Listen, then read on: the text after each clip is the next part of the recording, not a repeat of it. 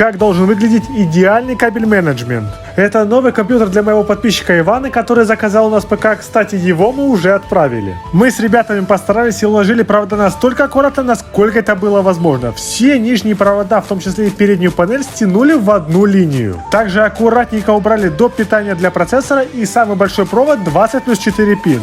И согласитесь, спереди уже смотрится очень даже симпатично. А также посмотрите, насколько аккуратно все смотрится сзади. Провод для доп. Питания процессора мы полностью убрали под боковую крышку, так что его вообще не видно. А две передние косы мы аккуратненько стянули и спрятали под специальный кожух, на который крепится держатель для видеокарт. И задняя крышка идеально закрывается, и ей ничего не мешает. Конечно, так заморачиваться совсем не обязательно, но согласитесь, всегда приятно, когда компьютер смотрится красиво и аккуратно. А если интересуешься компьютерами, обязательно подписывайся.